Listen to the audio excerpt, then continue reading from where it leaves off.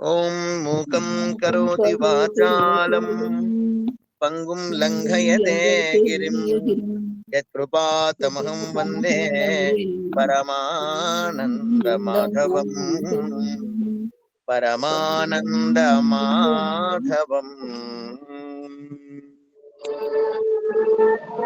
శ్రీకృష్ణ పరమాత్మ అనుగ్రహ కృపా కటాక్ష వీక్షణముల మాటన క్షేత్రపతి అయినటువంటి ఆ దేవదేవునికి సాష్టాంగ దండ ప్రణామాలు సమర్పించుకుంటూ మద్గురుదేవులు కేశవానంద స్వాముల వారికి పాద ప్రణామాలు అర్పిస్తూ శ్రీమద్ భగవద్గీత మాతాకు ప్రదక్షిణ నమస్కారాలు అర్పిస్తూ ప్రణవాత్మ పరమాత్మ స్వరూపులను మీకందరికీ శిరస్సు వంచి నమస్కరిస్తూ శ్రేయ మార్గంలో భాగంగా మనము శ్రీమద్ భగవద్గీతలో 15వ అధ్యాయంలో ఉన్నాం కదా.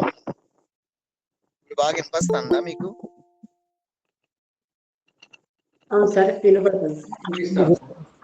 డిస్టర్బెన్స్ ఏం లేదు కదా? లేదు సార్. ఓకే, 15వ అధ్యాయం కదమ్మా. 17వ శ్లోకమా 18వ శ్లోకమా?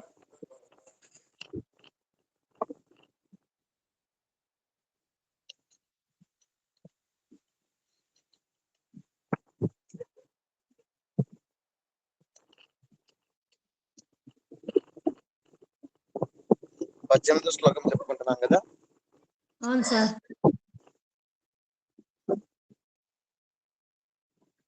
యస్మాత్ అక్షరమతీతోహం అక్షరాదపి చోత్తమః అతోస్మి లోకే వేదే చ ప్రదితః పురుషోత్తమః.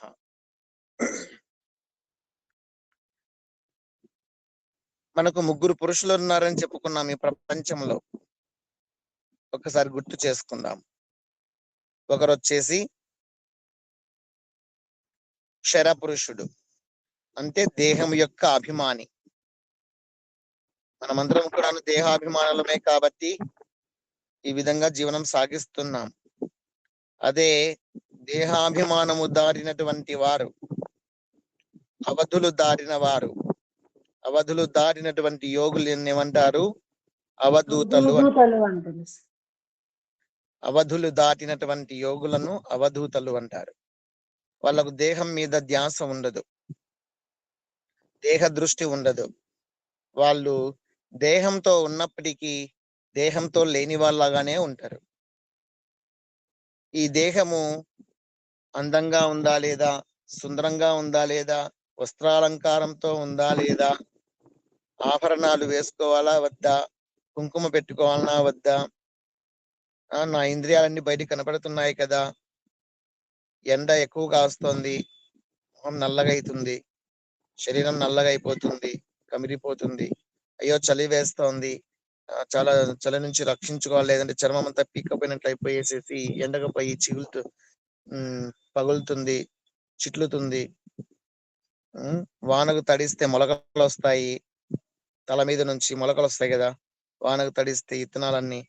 ఆ విధంగా వానకు తడిసినానంటే నేను కూడా మొలకొస్తానో ఏమో, ఇలాంటి భయాలు ఎవరుకుంటాయి? క్షరపురుషులకు. దేహాభిమానం ఉండే వాళ్ళకి అందరికీ ఉంటాయి. అందుకల్లా వానకు తడవరు, ఎండకు ఎండరు, చలికి చెవకరు, చాలా జాగ్రత్తలు పడతారు. కొద్దిగా చలైతుండగానే ఏం వేసుకుంటారు?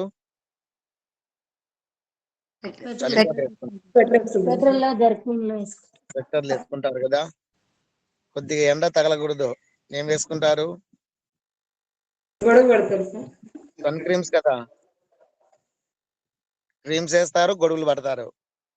కొద్దిగా వాన పడకూడదు, చాలా జాగ్రత్త పడతారు, వర్షం పడుతుందని చెప్పేసి కదా. వాస్తవానికి అవధూతులుగా ఉండేటువంటి వాళ్ళకి దృష్టి అస్సలు ఉండదు. ఈ దేహము పాంచభౌతిక నిర్మితమైనటువంటి దేహము ఎప్పుడైనా పతనమైపోయేదే.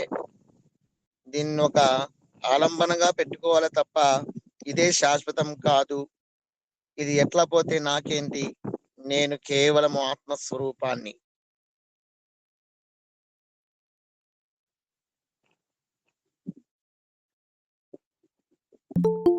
నేను కేవలము ఆత్మస్వరూపాన్ని. చిదానంద రూప శివోహం శివోహం. చిదానంద రూప శివోహం శివోహం. నేను శివస్వరూపాన్ని, శుద్ధ సత్వస్వరూపాన్ని కదా. నచ వ్యోమ భూమిర్న తేజో న వాయు చిదానంద రూప శివోహం శివోహం. చిదానంద రూప శివోహం శివోహం.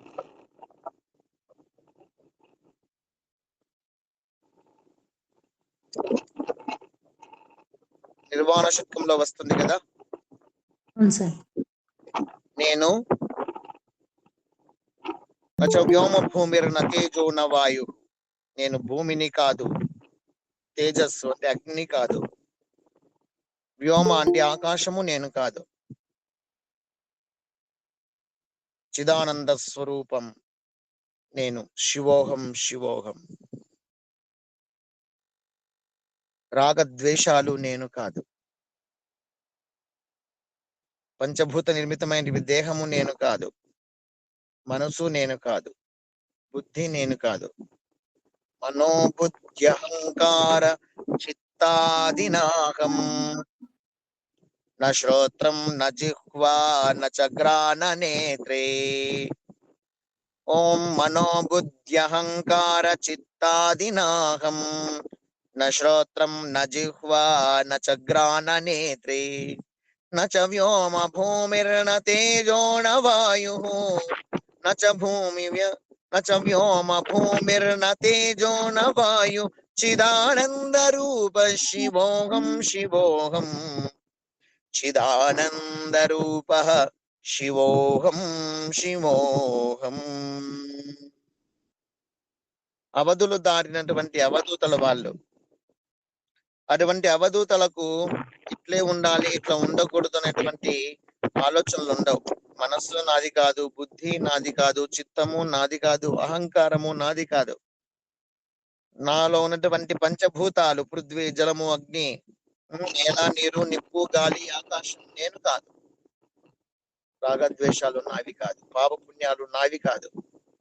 నేను మాయాతీతుడను, ద్వంద్వాతీతుడను, త్రిగుణాతీతుడను, దేహాతీతుడను, మనస్సుకు అతీతుడను, బుద్ధికి అతీతుడను, నియమనిష్టలకు అతీతుడను. నేను వికారాలకన్నిటికీ అతీతుడను.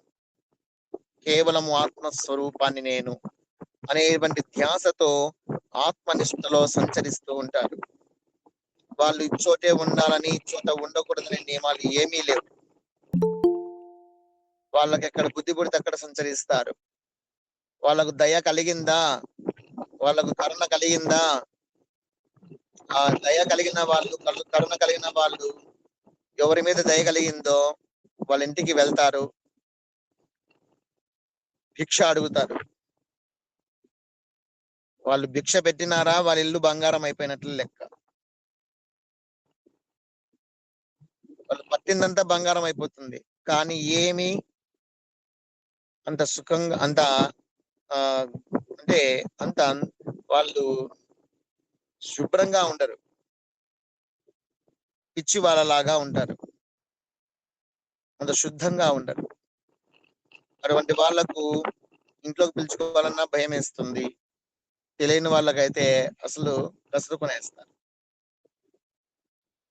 కానీ వాళ్ళు కసురుకున్నారని వాళ్ళ మీద ద్వేషించేది కానీ, దగ్గరికి ప్రేమగా తీసుకున్నారు కదా అని చెప్పేసి అట్లాంటివి ఏమి ఉండవు. అంటే ఏమి ప్రేమ రాగద్వేషాలు అంటారే వాటికి అతీతులు వాళ్ళు.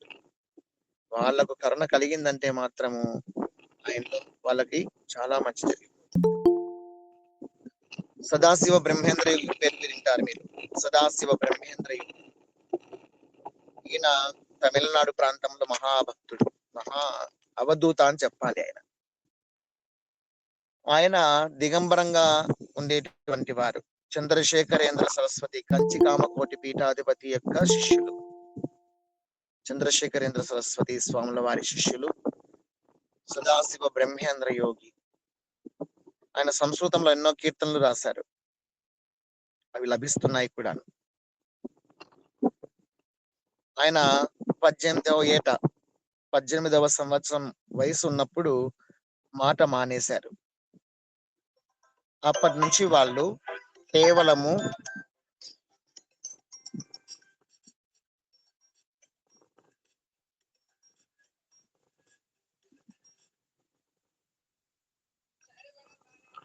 మేడం గారు 10 నిమిషాల తర్వాత నేను ఒక హాఫ్ అన్ అవర్ తర్వాత మళ్ళీ ఫోన్ ఇస్తాను మేడం గారు.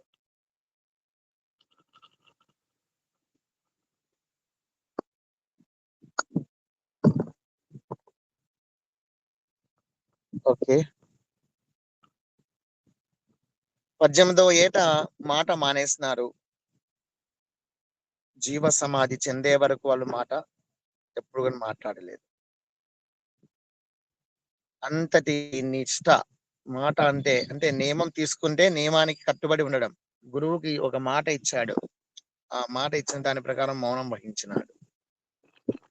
తను జీవ సమాధి చెందే వరకు ఆయన ఒక్క మాట మాట్లాడలేదు. పోయింది. ఒకప్పుడు వేదాలను, ఉపనిషత్తులను, బ్రహ్మసూత్రాలను,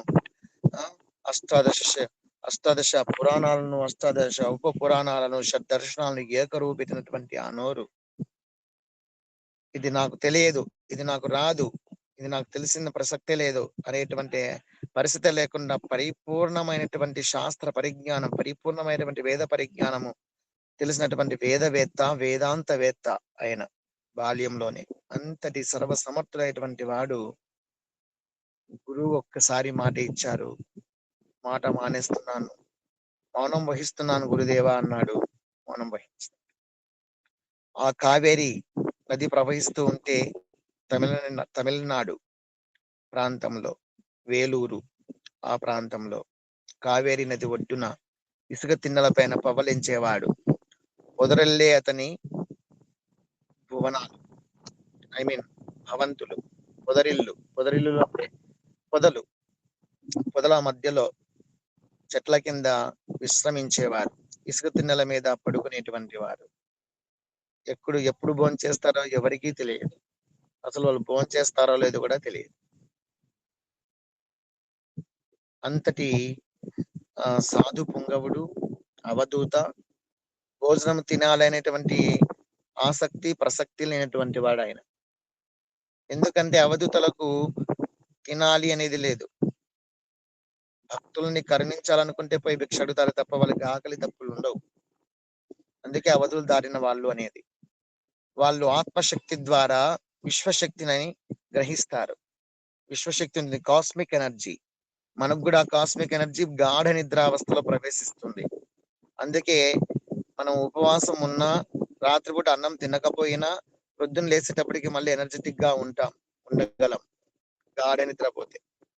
ఆ గాఢ నిద్రావస్థలో మనసు పడిపోతుంది కాబట్టి ఈ బ్రహ్మరంధ్రము ద్వారా ఎనర్జీ అనేది మనలోకి ఎంటర్ అవుతుంది. తద్వారా తేజస్సు వస్తుంది కూడా. ముఖంలో మంచి తేజస్సు. బాగా నిద్రపోతే కనుక, గాఢ నిద్రపోయి లేస్తే వాళ్ళ ముఖంలో ఎంతో తేజస్సు ఉంటుంది, ఎంతో అందం వస్తుంది, యవ్వనంగా ఉంటారు. నిద్ర లేదనుకోండి, నిద్ర సరిగా లేకపోతే చిన్న వయసులోనే బుగ్గలన్నీ ఏలబడిపోయి, ఈ కళ్ళ కింద ఉబ్బులు వచ్చి అవి ఏలబడిపోయి, ఈ ఇక్కడ నుదుటి పైన మట్టలు పడి వికారంగా తయారవుతారు. ఏమో గంటంతా పోయినట్ల మాదిరి, ఎన్ని జన్మల నుంచో ఉండే గంటంతా పోయినట్లుగా రెయ్యింబవళ్ళు ఆలోచన చేసుకుంటూ నిద్రపోరు. నాకు నిద్ర పట్టదు సార్, నాకు నిద్ర పట్టదు సార్ అంటారు. ఇంట్లో దండిగా బంగారం పెట్టుకుంటారు, ఎట్లా నిద్ర వస్తుంది? లేదా దండిగా తల్లో పెట్టుకుంటారు.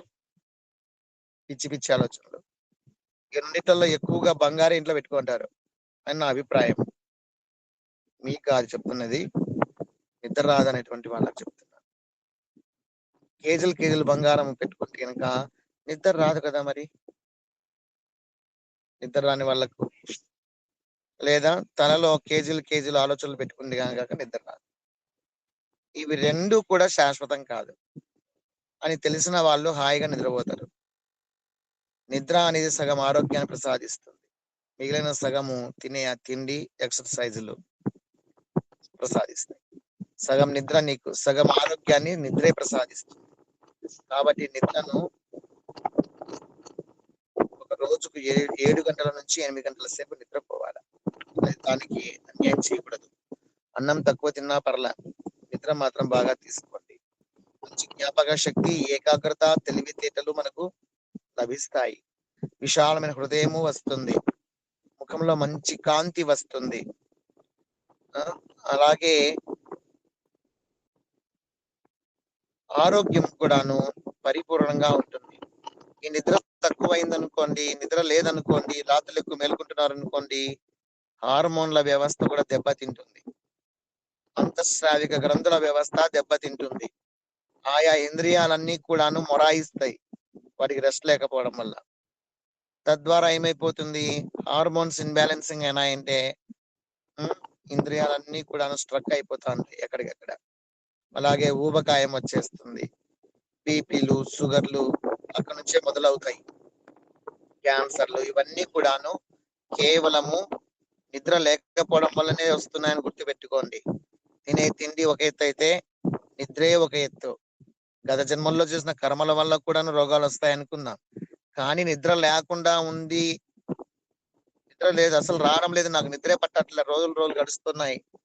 ఒక రోజుకు 1 గంట నిద్ర పెండింగ్ పడినా అది నీకు పెండింగ్ లెక్కే. మరుసటో పగలన్నా నిద్రపోవాలా, లేదా మరుసటో తొందరగా పడుకోవాలా. ఎప్పటికప్పుడు కంప్లీట్ చేసుకోకపోతే అది పేరుకొని ఎన్ని గంటలు నువ్వు నిద్రపోలేదో, ఎంత నిద్రపోవాలంత. పర్ డే 7 to 8 అవర్స్ ఉన్నాం కదా, ఆ 1 అవర్ 2 అవర్ కేవలం 5 గంటలు 6 గంటలు నిద్రపోయి 1 గంట 2 గంటలు పెండింగ్ పడిందంటే ఆ పెండింగ్ అలాగే నిలబడిపోయి ఉంటుంది. అలా కొన్ని రోజులు గడిచిపోయిన, కొన్ని నెలలు గడిచిపోయినాయి అనుకోండి, ఆ పెండింగ్ గంటలు అన్ని అలాగే నిలబడిపోయి ఒక్కరోజు స్ట్రక్ చేసేస్తాయి బాడీని. జ్వరం వచ్చో, దగ్గు పరిసరాలు పట్టుకోనో, మోకాళ్ళ నొప్పులను, నడుముల నొప్పులను, సుస్తేనో, తలకాయ నొప్పినో పడుకునేస్తాం.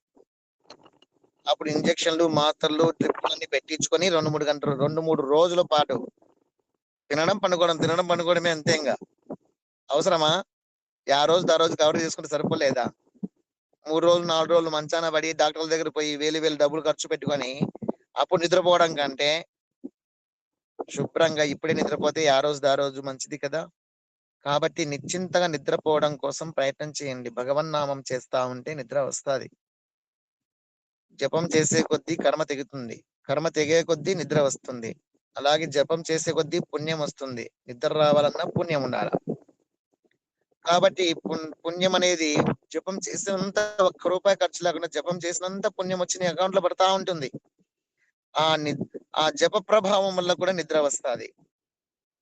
అరికాళ్ళకు ఈ కాలంలో కొబ్బరి నూనె బాగా తిక్కున్నారనుకోండి, నిద్ర బాగా వస్తుంది. 10 నిమిషాలు మసాజ్ చేయాల అరికాళ్ళకు, పాదాలకు పైన కింద, పాదాలకు పైన కింద అడుగున 10 నిమిషాలు. అమ్మవారి పాదాలు అనుకొనేసేసి, లేదా మీ ఇష్టదైవం యొక్క పాదాలే అనుకొనేసేసి నీ పాదాలకే ఆముదాన్ని, ఎండాకాలం అయితే ఆముదం మేలు, ఈ చలికాలంలో వర్షాకాలంలో అయితే కొబ్బరి నూనె మేలు, లేదా నువ్వుల నూనె, సరే మీ ఇష్టం.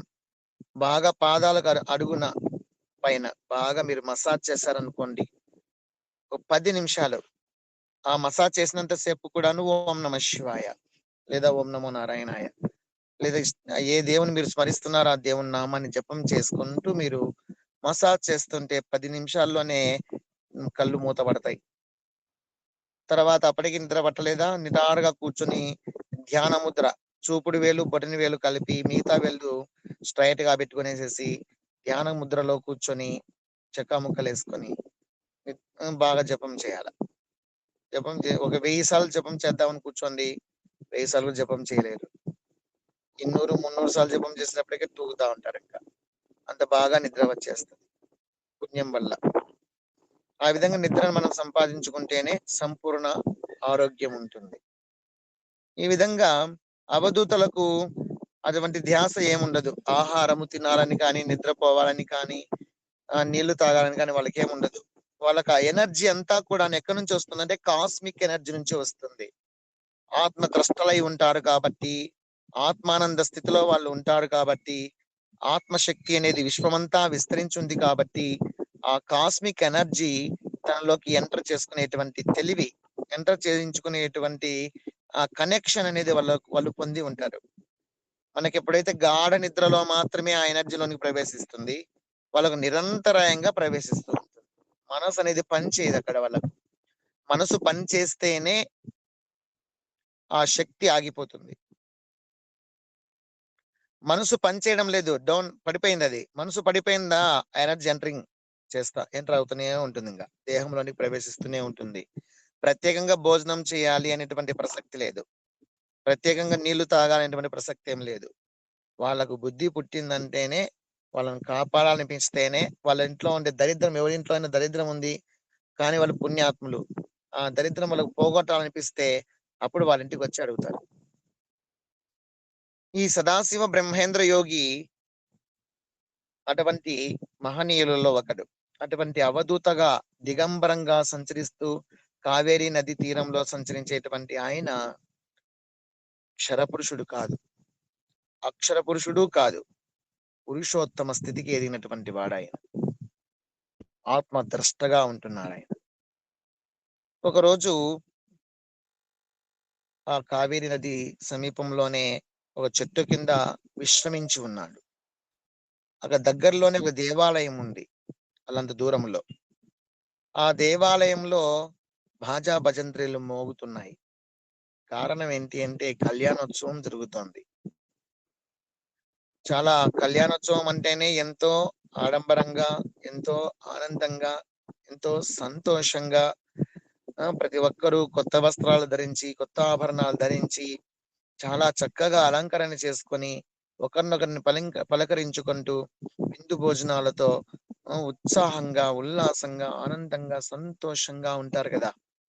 ఒకరినొకరు చూసుకుంటూ, జోకులేసుకుంటూ, ఒకరి గురించి ఒకరు మాట్లాడుకుంటూ, ఎంతో బాగా పలకరించుకుంటూ ఉంటారు. ఆనందంగా ఉండేటువంటి ఆ స్థితిలో ఈయన ఇక్కడ పడుకొని ఉన్నాడు. అంతవరకు ఆయనకి ఏ ధ్యాస లేదు. ఉన్నట్టుండి ఆ ఆనంద హేళ అనేది ఏమైపోయింది, అత్యంత దుఃఖతప్తంగా తయారైపోయింది. గట్టిగా ఏడుస్తున్నారు. శోకాలు పెట్టి ఏడుస్తున్నారు. అటు ఇటు పరిగెత్తుతున్నారు. ఏమిటి విషయము, ఎందుకు ఇట్లా అయిపోయింది? ఎంతో ఆనందంగా, సంతోషంగా ఉండాల్సినటువంటి కళ్యాణ వేదిక అది దుఃఖ వేదికగా మారిపోయింది, సంతాప వేదికగా మారిపోయింది. అందరూ గట్టిగా ఏడుస్తున్నారు. పిల్లలు, పెద్దలు, మొగళ్ళు, ఆడళ్ళు. ఏంటి కారణము అంటే,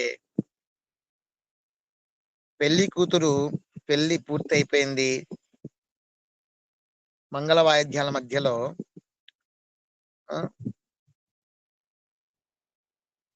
మాంగళ్య ధారణ పూర్తయింది. కానుకలు ఇచ్చే వాళ్ళని కానుకలు ఇచ్చేశారు. అందరూ భోజనాలకు వెళ్ళిపోయారు. పెళ్లి కూతురు వాష్రూమ్ కి వెళ్ళింది. ఆ వాష్రూమ్ లో పెద్ద సర్పం ఉండింది. ఆ సర్పము పెళ్లి కూతురును కాటు వేసింది. గట్టిగా అరిచి ఆవిడ అక్కడికక్కడే ప్రాణాలు వదిలేసింది. నోట్లోంచి బురుగంతా కక్కుతోంది. దగ్గరగా ఉండే వాళ్ళ లోనికి ప్రవేశించి ఆడవాళ్ళు బయటికి తెచ్చారు. కానీ వాళ్ళ చేతుల్లోనే ఆమె ప్రాణం వెళ్ళిపోయింది. విషం ఎక్కేసింది పూర్తిగా. దాంతో ఆ పెళ్లి కూతురు చనిపోయింది. కాళ్ళకు పట్టించిన పారాని ఇంకా పూర్తిగా ఆరిపోలేదు, కానీ ఆమె పంచ ప్రాణాలు అనంత వాయువుల్లో కలిసి ఆనందంగా ఉండేటువంటి సన్నివేశము ఉన్నట్టుండి చాలా దుఃఖతప్తంగా తయారు అయ్యేటప్పటికీ గగ్గోలు పెడుతున్నారంతా కూడా.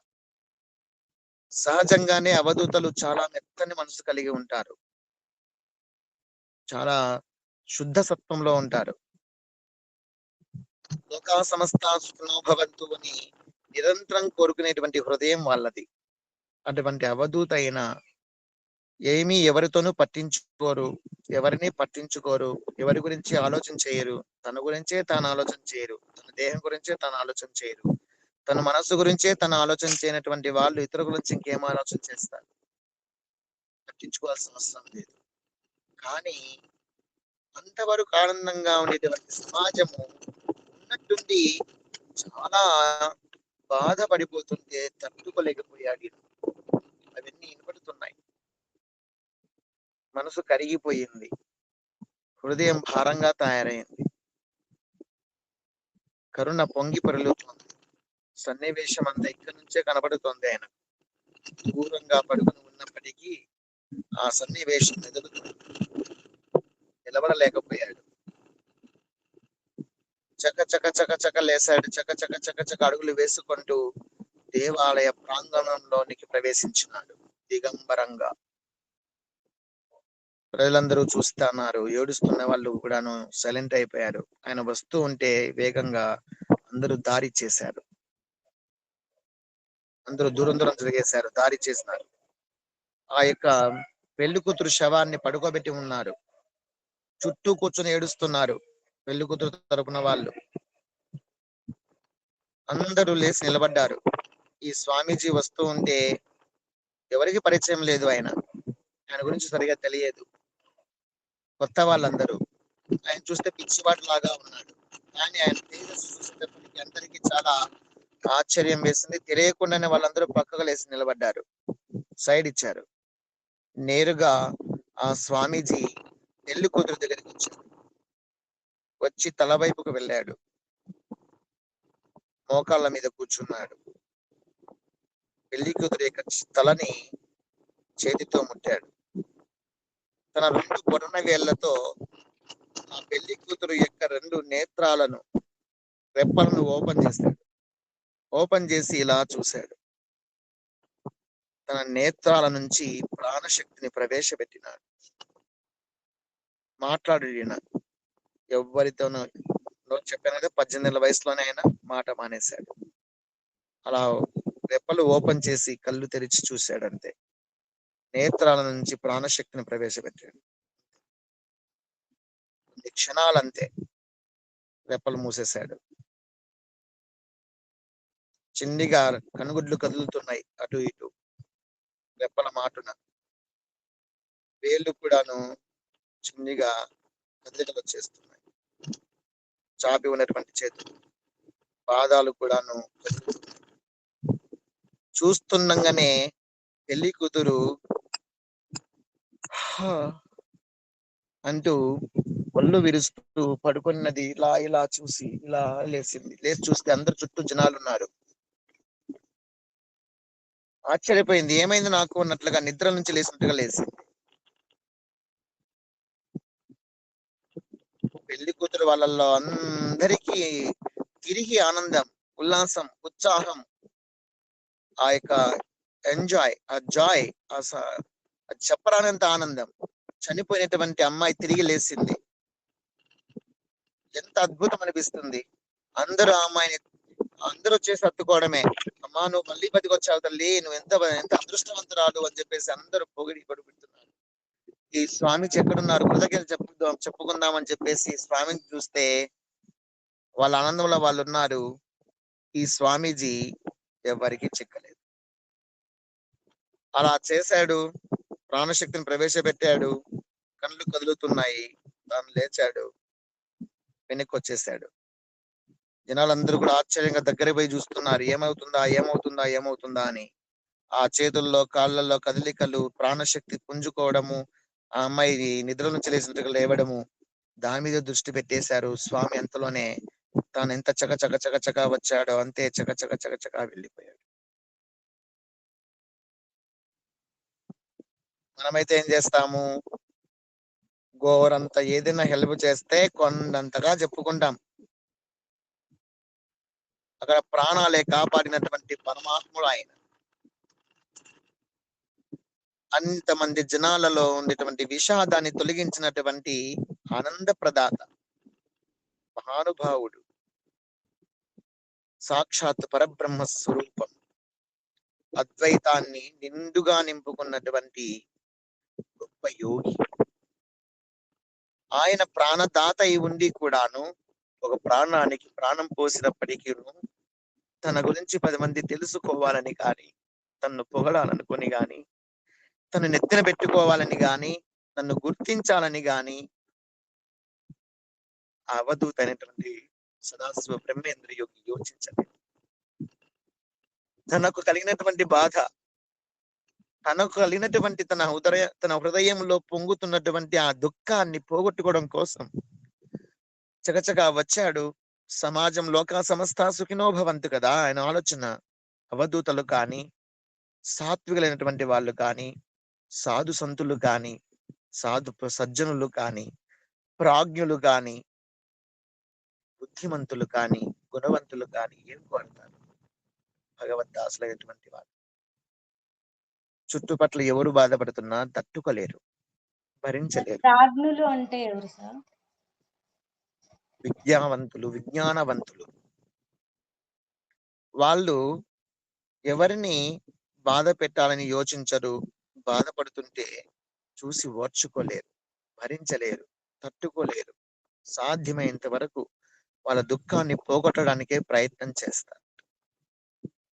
అటువంటి వాళ్ళు ఎవరైనా బాధపడుతుంటే తనకు బాధ అవుతూ ఉంటుంది. తన బాధను పోగొట్టుకోవడం కోసం వాళ్ళ బాధ తొలగించే ప్రయత్నం చేస్తారు.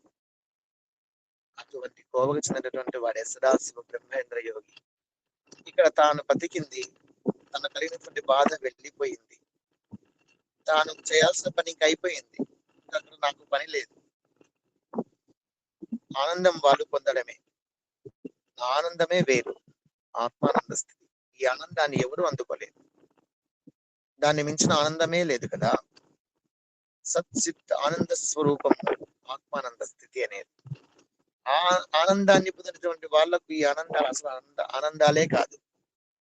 పొగడ్తలు, సన్మానాలు, స్తుతులు, నుతులు, స్తోత్రాలు, గొప్పగా చెప్పడము, కీర్తి ప్రతిష్టలు, ఇవన్నీ వాళ్లకు గడ్డిపోచతో సమానంగా భావిస్తారు. ఆత్మానంద స్థితిని అందుకున్నటువంటి వాళ్ళకి ఇవి ఒక లెక్కే కాదు. ఇంతమంది జనాలు నన్ను చూసి గుర్తించినారు, గుర్తించాలి అనేటువంటి యోచనే వాళ్ళకి ఉండదు. వీళ్ళు కాదు గుర్తించాల్సింది. ఎవరు గుర్తించాలి? ఆ సర్వేశ్వరుడు గుర్తించి అప్పుడే తనకు ఒక పట్టం ఇచ్చేశాడు. ఆత్మానంద స్థితి లభించింది. అటువంటి ఆయనకు వీళ్ళు గుర్తించడం ఎంత, గుర్తించకపోతే ఎంత? అది అవధూతల యొక్క లక్ష్యం. నేను చూసినటువంటి ఒక అవధూత కాశిరెడ్డి నాయన, మా కర్నూలు జిల్లాలో ఉండేవాళ్ళు. కర్నూలు కడప జిల్లాలో వాళ్ళు కాశిరెడ్డి నాయన స్వామి అంటే చాలా ప్రసిద్ధి. ఆయన పేరు మీదుగా ఇప్పటికి కూడాను ప్రతి గ్రామంలో ఇంచుమించుగా ప్రతి 2-3 గ్రామాలకు ఒక చోట అయినా ఉంటుంది అన్నదాన సత్రం. కాశిరెడ్డి నాయన అన్నదాన సత్రం అని కర్నూలు జిల్లా, కడప జిల్లా. 3 సార్లు ఆ అవధూత గారి యొక్క ఆశీర్వాదాలు తీసుకునే అదృష్టం నాకు లభించింది. పాద స్పర్శ చేసుకునేటువంటి అదృష్టం చిన్న వయసు. ఆయన ఎవరికన్నా వెళ్తే పిలిపిస్తుంటారు, పిలుచుకుపోతుంటారు. రాస్వామి మా ఇంటికి రండి అని చెప్పేసి వాళ్ళ ఇంటికి పిలుచుకొని పోయి భజన చేపించి ఆయన కూర్చోబెట్టి చేరేసి చుట్టూ కూర్చొని భజన చేస్తారు. భజన చేసిన తర్వాత వాళ్ళకి ఏదైనా కావాలంటే వాళ్ళు అడుగుతారు, స్వామి మాకు ఈ పని జరుగుతుందా లేదా స్వామి అని. జరుగుతుంది పోరా, అంతే ఆయన మాట్లాడేది. జరుగుతుంది పోరా, జరుగుతుంది పో అనేవాడు. స్వామి ఏదైనా జరుగుతుందా లేదా అనేది ఏమన్నా జరగకూడదు ఏదన్నా అడిగినారనుకోండి, ఎందుకు జరుగుతుందిరా, నువ్వేం తక్కువడివే, నీకెంత కొవ్వు ఉందిరా, దున్నపోతు నా కొడక ఎట్లున్నావురా నువ్వు, ఎన్ని పాపాలు చేస్తున్నారో నువ్వు, నోటికి బూతులే వచ్చేది ఆయనకు. ఒకరోజు నేను చూస్తుండగానే మా ఊరికి వీరబ్రహ్మేంద్ర స్వామి దేవస్థానం ఉంది చాగలమర్రిలో. అక్కడ బయట రోడ్డు పక్కనే చేరేసి కూర్చోబెట్టినారు. ఆడవాళ్ళందరూ పోయేసి పాదాల మీద పడి నమస్కారాలు చేస్తున్నారు. పండించే వాళ్ళు పండ్లు, పువ్వులు, టెంకాయ కొట్టే వాళ్ళు టెంకాయ కొడుతున్నారు, పాదాలు కడిగే వాళ్ళు పాదాలు అడుగుతున్నారు, మెల్లో పూలమాల వేసాలు వేస్తున్నారు. అందరూ పాదాలకు నమస్కారం చేస్తున్నారు. అంతా ఆడవాళ్ళే ఎక్కువ ఉన్నారు. ముండల్లారా, నా కాళ్ళు ఎందుకు ముక్కుతారే ముండల్లారా, ఈ మొగుళ్ళ కాళ్ళు ముక్కోపోండి, రేపు బతుకుతారు సుఖంగా, నా కాళ్ళ మీద పడతారు దయ్యాల్లాగా వండుకొని. పోండి మీ మొగుళ్ళ ముక్కోపోండి, మీ మొగుళ్ళ పాదాల మీద పడిపోండి పోయి అని చెప్పేసి తిడతా ఉండేవాడు. చిన్నప్పుడు నాకు ఏంది ఇతను పోయి కాళ్ళ మీద పడుతున్నారు, ఈ స్వామి ఏం స్వామి ఇట్లా తిడుతున్నాడే అని అనుకుంటాను నేను. అంటే ఆయన మాట తీరు ఆ విధంగానే ఉండేది. ఆయన తిట్టినా గాని కాక ఏమవుతుంది, ముండలు అయినంత మాత్రం ముండలు అవుతారా? వాళ్ళ వాక్కుకు చాలా శక్తి ఉంటుంది. వాళ్ళు మనల్ని దూషించినా అది మనకు ఆశీర్వాదమే అవుతుంది తప్ప, గురువులు తిట్టినటువంటి తిట్లు, అవధూతలు తిట్టినటువంటి తిట్లు మనకు ఎప్పటికీ అపకారం కావవి. మన పాప ప్రక్షాళన చేసేటటువంటివి, మన పాపాన్ని ప్రక్షాళన చేసేటటువంటివి. ముండల్లారా అంటే మరి ముండతనం అనేది తగ్గిపోతుంది, ఇంకా దీర్ఘ సుమంగళులుగా వాళ్ళు నిలబడతారు. ఆంతరంగిక మాట, ఆంతరంగిక తత్వం అనేది వాళ్ళది ఆ విధంగా ఉంటుంది. మాట అనేది అంత కటువుగా ఉన్నప్పటికీ వాళ్ళు భరిస్తారా లేదా అనేది కూడా ఉంటుంది అక్కడ. మనం భరించుకొని, స్వామి నువ్వు ఎంతనా తిట్టు స్వామి, మాకు ఆశీర్వాదమేలే, తిట్టు ఏం పర్లే అంటున్నారు. వాళ్ళు కాళ్ళ మీద పడుతూనే ఉన్నారు. వీళ్ళేం తిక్కలోళ్ళు ఇట్లా అంత తిడుతున్న కనుక వీళ్ళు ఎట్లా కాళ్ళ మీద పడుతున్నారే అని చెప్పేసి చిన్నప్పుడు నేను అనుకుంటాను. తెలియని వయసు నన్ను కూడా మా నాయనమ్మ కాళ్ళ మీద పడేసి రమ్ముకో అనేసి. ఆ విధంగా మహాత్ములైనటువంటి వాళ్ళు మాట తీరు అట్లా ఉండేది. అలాగే ఎవరైనా భోజనం పెడితే కింద కూర్చుంటాడు ఆయన, నేల మీద కూర్చుంటాడు, చుట్టూ మన్నే ఉంటుంది, ఆ మండులోనే పెట్టమంటాడు భోజనం. ఆ అన్నము మన్నులోనే పెట్టించుకుంటాడు. చుట్టూ అంటే మధ్యలో గుంత చేస్తాడు, దాంట్లోకి పప్పునో చారం వేస్తారు కదా, అది మధ్యలో గుంతలోకి వేయించుకుంటాడు. అన్నం అంతా అలాగే కలుపుకొనేస్తాడు. తను ఎంతగా అంత గబగబా తినేస్తాడు, ఆ చీర దులుపుకుంటాడు. పెదరా పొదన్నా పోయిస్తా బాయ్, మనం అంటే బాయ్ అంటున్నాము, పోయిస్తున్నా పొదన్నా అని చెప్పేసి వెళ్ళిపోతుంటాడు. ఎంత ఆశ్చర్యం వేస్తుంది. అరే మనం కింద ఏదైనా తినేది కింద పడితే తీసుకొని తినేకి ఎంత ఆలోచన చేస్తామో. అయ్యో వద్దులే భారీ తినకూడదు, దానికి రోగాలు వస్తాయి, క్రిములు అంటుకుంటాయి, దుమ్ము అంటుకుంటుంది, మన్ను అంటుకుంటుంది అని చెప్పేసి మనం ముట్టుకోం, పాడేస్తాం. దారి పక్కనే కూర్చొని ఆయన అన్నం పెట్టించుకునేవాడు. ఇంటి ముందరే కూర్చొనేసేసి ఆడే కూర్చోబెట్టుకుని ఆడే కూర్చొనేసేసి ఆడే అన్నం పెట్టించుకొని దాంట్లోకి చాడేయించుకునేసేసి తాను కలుపుకొనేసి గబగబా 4 మెతులు తినేస్తాడు, 4 ముద్దలు. నీ జీవితం పండింది పోరా అని చెప్పేసి ప్లేస్ వెళ్ళిపోయాడు దులుపుకుంటా. నీళ్లు తాగాల స్వామి, అవసరం లేదు. చేయి కడుక్కుంటారా, అవసరం లేదు. దులుపుకొని పోతాడంటే ఇట్లా. అది ఎప్పుడు వాళ్ళకి ఎప్పుడో 15 రోజులకో 20 రోజులకో నెలకో అట్లా వాళ్ళు తినేది. అది కూడా అడిగి భంగపోతే, బ్రతిమలాడితే, లేదా ఈయనకి ఎవరి మీద దయ కలిగితే తప్ప వాళ్ళు భోంచేస్తారనే ప్రసక్తే లేదు. అట్లా చాలా ఆశ్చర్యకరంగా అనిపించేది. ఇట్లా మట్లో తింటున్నాడు ఏంది ఈయన అనిపించేది. ఇటువంటి విషయాలు వింటూ ఉంటే మనకైతే చాలా ఇబ్బందికరంగా ఉంటుంది కదా. మనం ఇంకా హద్దుల్లోనే ఉన్నాం, అవధుల్లో ఉన్నాం. వాళ్ళ అవధులు దాటిపోయినారు. మనకు మట్టి అది, కానీ వాళ్ళకు అన్నపూర్ణేశ్వరి అనేటువంటి భూదేవత, భూమి భూదేవత అవుతుంది. ఆ దేవత వడిలో కూర్చొని భోంచేస్తున్నట్టుగా భావన చేస్తారు.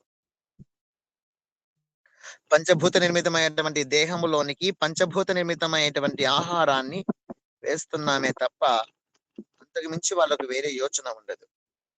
ఆహారము పంచభూత నిర్మితమే, ఈ దేహము పంచభూత నిర్మితం.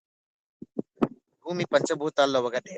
ఆ దుమ్ము తుల్లి అనేది బాహ్య దృష్టి కల, కానీ ఆధ్యాత్మిక దృష్టి చూస్తే అణువణువులో పరమాత్ముడే ఉన్నాడు కదా. ఆ దుమ్ము దూషితంలో కూడాను, తలసరేణవంతలో కూడాను సర్వేశ్వరుడు నిండి నిబిడీకృతంగా ఉన్నాడు కదా. అందువల్ల వాళ్ళకి ఏది అనిపించదు, వాళ్ళకు అట్లా తిన్నా రోగాలు రావు. మనం ఎంత శుభ్రంగా తింటున్నామో రోగాలు రాకుండా ఉంటున్నాయా, వెంట పడుతున్నాయి అట్లే పట్టుకొని. మన కాదా, మనం ఉన్నంత శుభ్రంగా ఎవరు ఉండరేమో, అంత నీట్నెస్ మెయింటైన్ చేస్తుంటాము, రోగాలు మాత్రం వెంట పడుతూనే ఉంటాయి. వాళ్ళు అలా ఉన్నప్పటికీ ఏ రోగాలు రావు. ఏమిటి విచిత్రం కదా.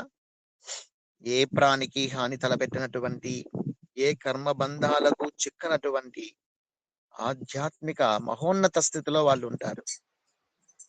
ఆ స్థితిలో ఉన్నటువంటి అటువంటి వాళ్ళకు ఇంకా పాపపుణ్యాల బెడద లేదు కదా. పాపపుణ్యాల బెడద ఉన్నప్పుడే ఇవన్నీ కూడాను. పూర్వజన్మ కృతం పాపం వ్యాధి రూపిన పీడిత కదా. గత జన్మల్లో చేసిన పాపాలు అనేటివి రోగాల రూపంలో పీడిస్తాయి, లేదా సంచిత కర్మల్లో ఉండేటువంటి పాపం వల్ల కూడాను మనకు రోగాలు వస్తాయి. సంచిత కర్మలో పాపకర్మ ఉంటుంది కదా, దాని నుంచి మనకు రోగాలు వస్తూ ఉంటాయి. లేదా ఈ జన్మలో చేసిన దోషం కూడా మనకు రోగాలుగా పట్టి పీడించవచ్చు కాబోలు. ఏది ఏమైనా ఆ స్థితికి చేరినటువంటి వాళ్లకు ఇంకా ఏది ఉండదు. రజనీ అక్క, రజనీ అక్క, థ్యాంక్ యూ. ఈ విధంగా అవధులు దాటినటువంటి వాళ్లకు సర్వము పరబ్రహ్మ స్వరూపంగానే చూస్తూ ఉంటారు కాబట్టి పాప పుణ్యాల బెడద లేనే లేదు. ఇంకా ఏ రోగాలు పట్టి పీడించడానికి వాళ్ళకి ఏమీ అవకాశం ఉండదు. రోగాలకు కూడా అవకాశం ఉండదు. అటువంటి అవధులను తాకడానికి కూడా వాళ్ళే పరబ్రహ్మ స్వరూపమై వెలుగొందుతూ ఉంటారు. వాళ్ళ కర స్పర్శ చేతనే రోగాలు మాయమైపోతుంది. వాళ్ళ వాక్యే పంచభూతాలను కంట్రోల్ చేసేటువంటిది. వాళ్ళ వాక్యే. షిరిడి సాయిబాబా వారు ఒక అవధూతగా ప్రవర్తించేవారు కదా. తన భక్తులతో అందరితో కలిసి భోజనం చేస్తుంటారు మధ్యాహ్న సమయంలో. అది పాడుబడినటువంటి మసీద్ అని మీకు అందరికీ తెలుసు, ద్వారకామాయి. ఆ పాడుబడిన మసీదుకు శ్రమం అయిపోయింది. ఆ దంతలన్నీ చిన్నగా జారుతున్నాయి. ఇలా ఉండేటువంటి దంతెలన్నీ కూడా జారుతున్నాయి, అంటే పడిపోవడానికి సిద్ధపడింది. ఆ శబ్దం అని కిరకిర కిరకిర శబ్దం వస్తుంది. అవి దన్న దన్న దన్న పడేటువంటి శబ్దం వస్తా ఉంటే తింటున్న వాళ్ళందరూ కూడా దెబ్బ లేసి పారిపోయి బయటకు వచ్చేసారు. షిరిడి సాయిబాబా వారు మరియు వాళ్ళ చుట్టూ ఉండేటువంటి కొంతమంది శ్యామ లాంటి, మహల్సాపతి లాంటి భక్తులు, కొంతమంది గోపాలరావు భూటి ఇలాంటి వాళ్ళు బాబాతో పాటు బాబాను వదిలిపెట్టలేక అక్కడ నిలబడ్డారు. అట్లే కూర్చున్నారు. అట్లే బాబాతో పాటే బాబా వారి తల వంచుకొని పనిచేసేటువంటి వాళ్ళు ఆ శబ్దాలు విని లేచి పరిగెత్తుతుంటే ఇలా చూశాడు. చూస్తే అది దంతలన్నిట్లా వరినాయి, సగానికి పడేదానికి సిద్ధపడ్డాయి. ఇలా చూడగానే టక్కన ఆగు అన్నాడు. అంతే. ఆగు అనగానే ఆ దంతలన్నిట్లు నిలబడిపోయినాయి, పడిపోయేటి కూడా ఆగిపోయినాయి. ఇంకా మీరు కానివ్వండి అన్నాడు తనతో పాటు కూర్చున్న వాళ్ళందరినీ. బాబాతో పాటు అందరూ చక్కగా భోంచేసినారు, సంతోషంగా తృప్తిగా భోంచేసినారు. అందరూ కలిసి లేచినారు, బయటకు వచ్చారు, చేతులు కడుక్కున్నారు. బాబా వారికి ఒక టవల్ తెచ్చిస్తే చేయి తుడుచుకున్నాడు. తర్వాత అందరూ బయటకు వచ్చిన తర్వాత ఏమేమి ఉన్నాయో అవన్నీ బయటకు తెచ్చుకున్న తర్వాత ఇంకా కానివ్వు అన్నాడు. చేయి చాపి, చేయి చూపిస్తూ ఇంకా కానివ్వు అనగానే అంతవరకు నిలబడి ఉన్నటువంటి ఆ ప్రకృతి, ఆ ద్వారకామాయి తంతులన్నీ దెబ్బ దెబ్బ దెబ్బ దెబ్బ దెబ్బ దెబ్బ మొత్తం పడిపోతుంది. చూడండి.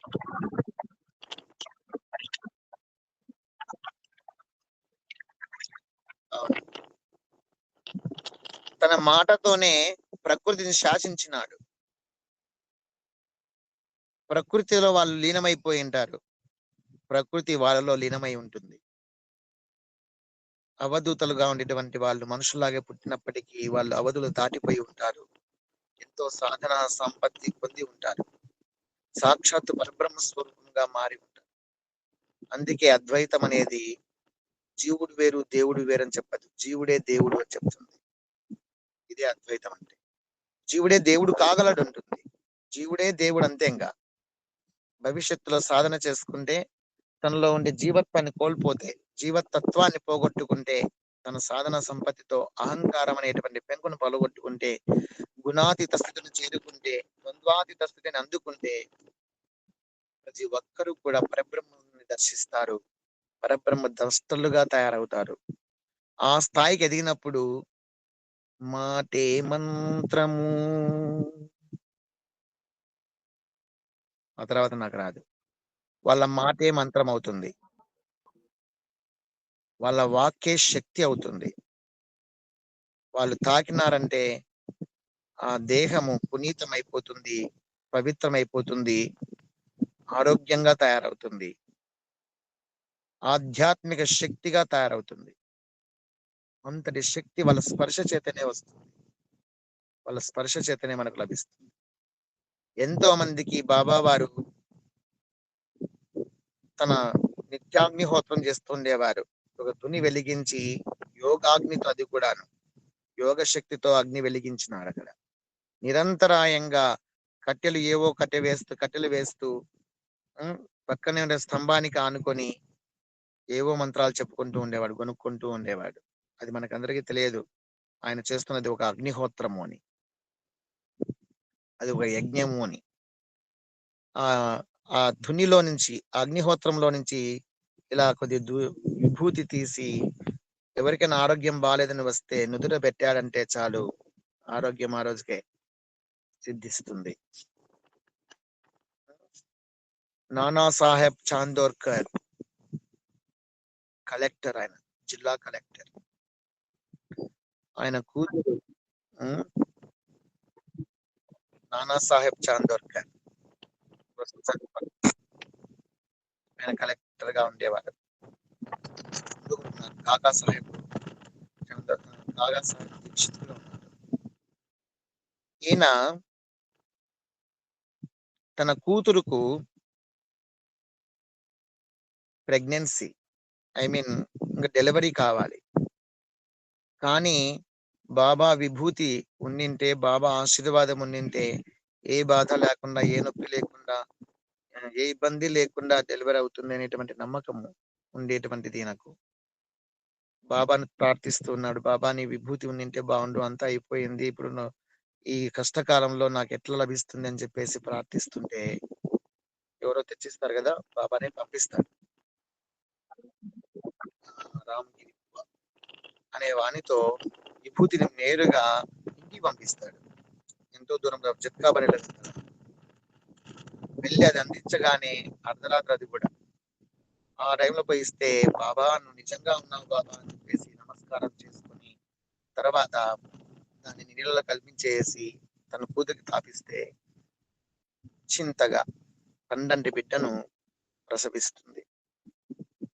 చూడండి, బాబా యొక్క విభూతి కేవలము ఎంతో మంత్రపూతమైనటువంటి, ఎంతో శక్తివంతమైనది. దాన్ని తాకిస్తే చాలా జరిగిపోయేది, వాళ్ళకి ఏం కావాలంటే అది సిద్ధించేటటువంటి.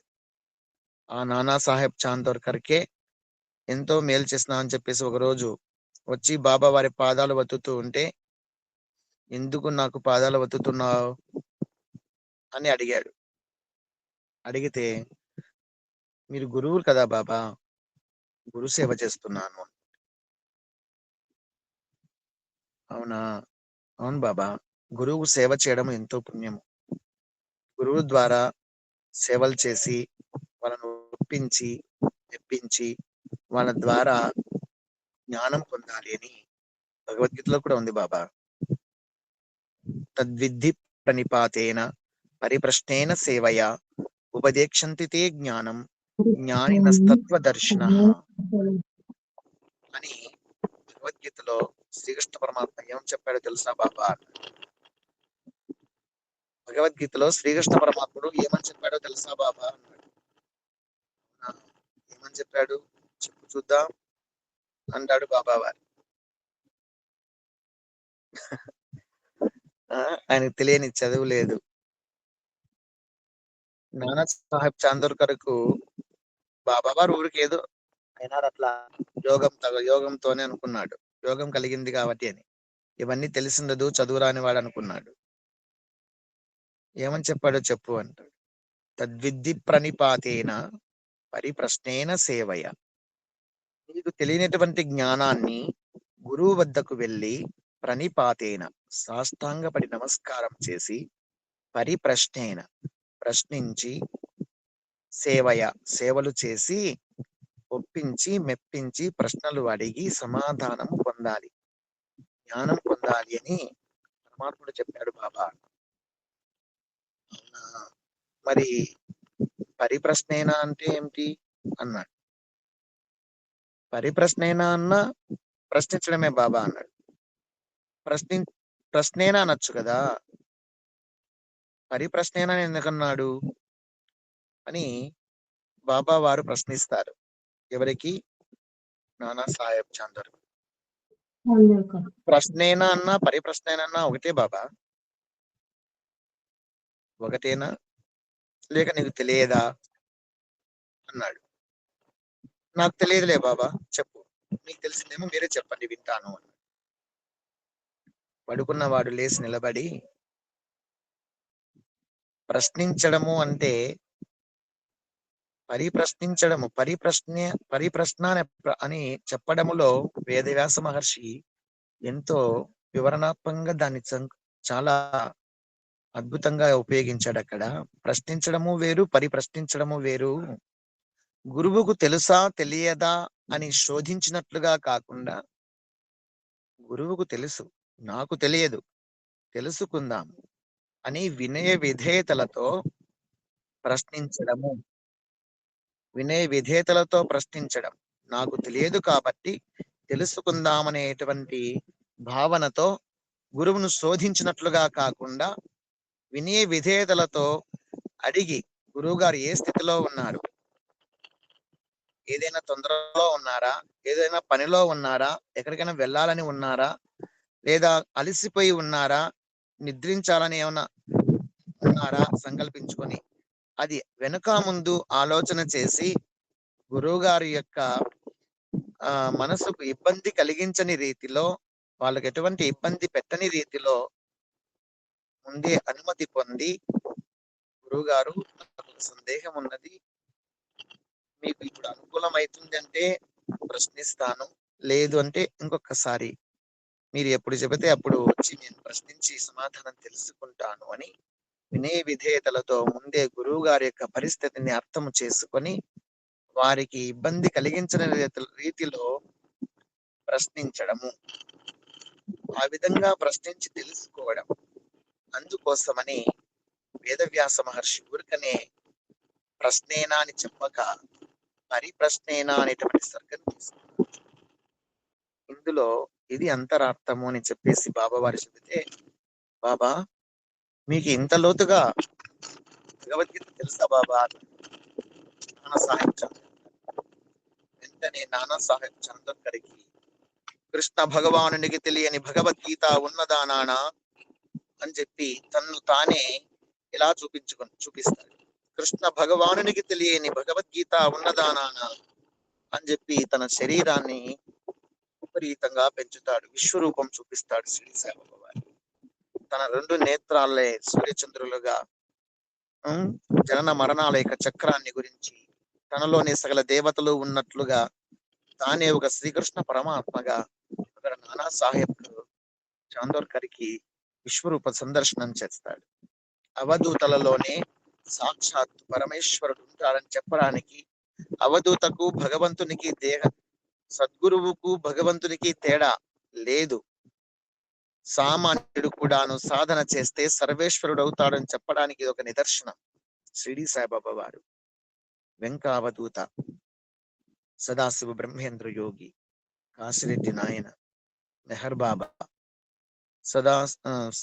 సచ్చిదానంద సరస్వతి, దయానంద సరస్వతి, చంద్రశేఖరేంద్ర సరస్వతి, ఎంతమంది ఉన్నారో అటువంటి మహానుభావుల యొక్క పేర్లు చెప్పుకున్నా మనకి ఎంతో పుణ్యం వస్తుంది. ఎన్నో మహిమలు గలవారు వీళ్ళందరూ కూడా. ఈ విధంగా షిరిడి సాయిబాబా వారు అనేక మహిమలు తన వాక్కుతోనే ఎంతో మంది రోగాలను పోగొట్టారు. ప్రకృతిని శాసించిన దంతెలను తాకేటట్టుగా అగ్ని ఎగసి పడుతూ ఉంటుంది పైకి.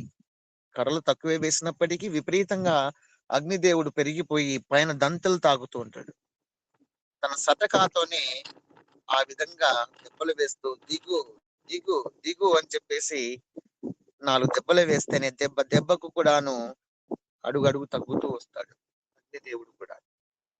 సాధారణ స్థితికి వచ్చి మండుతాడు ఆ తునిలో కూడాను. ఈ విధంగా పంచభూతాలనే తమ స్వాధీనంలో పెట్టుకుని ఉంటారు. స్వాధీనంలో పెట్టుకున్నారు అని చెప్పడం కంటే వాళ్ళు ఏమి చెప్పినా ప్రకృతి అందుకు అనుగుణంగా నడుచుకుంటుంది. ఎందుకంటే సాధు సంతులు, అవధూతలు, ఋషులు, మహర్షులు ఎప్పటికీ ప్రకృతిని ప్రేమిస్తూ ఉంటారు. ప్రకృతికి హాని కలిగించరు, ప్రకృతికి స్ట్రెంగ్తన్ చేస్తారు, ప్రకృతికి శక్తిని ప్రసాదిస్తూ ఉంటారు. తమ శక్తి ద్వారా, తమ యొక్క నడవడిక ద్వారా, తమ యొక్క ప్రవర్తన ద్వారా, తమ యొక్క ఆధ్యాత్మిక చింతన ద్వారా, తమలో ఉండే పాజిటివ్ ఎనర్జీ ద్వారా ప్రకృతిని కూడా పరవశింప చేస్తుంటారు, ప్రకృతిని కూడా పావనం చేస్తుంటారు. అటువంటి మహాత్ముల కోసం ప్రకృతి కూడా ఎదురు చూస్తూ ఉంటుంది. అటువంటి అవధూతలందరూ కూడాను అక్షర పురుషులు కాదు కదా, పురుషోత్తములుగా మనము పరికల్పన చేయవలసి ఉంటుంది. అక్షర పురుషుడు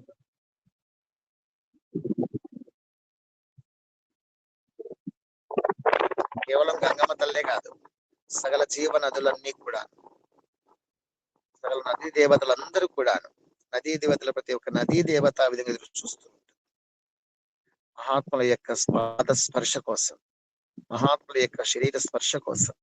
ఎవరు ఎప్పుడొచ్చినాలో మహాత్ములైన వాళ్ళు మునుగుతారా అని చెప్పేసి ఎదురు చూస్తూ ఉంటారు దేవతలందరూ, నదీ దేవతలందరూ.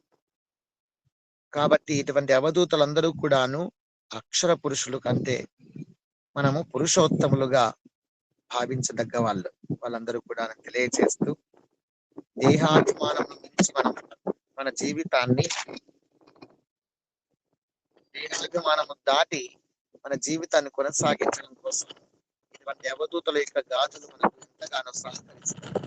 ఏదైనా కింద పడితే మళ్ళీ తీసుకోరు, పన్నా తీసుకోరు, కుంకుమ పన్నా తీసుకోరు, ఏదైనా ప్రసాదాలు కింద పన్నా తీసుకోరు, తప్పు.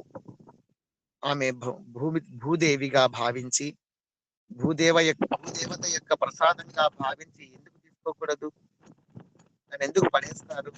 ఆ కుంకుమ పన్న అపశకునం అనుకుంటారు, కుంకుమ పన్న పసుపు పన్న అపశకునంగా భావిస్తూ ఉంటారు. అలా ఎప్పుడూ భావించకండి. భూదేవత స్వీకరించిందని భావించండి.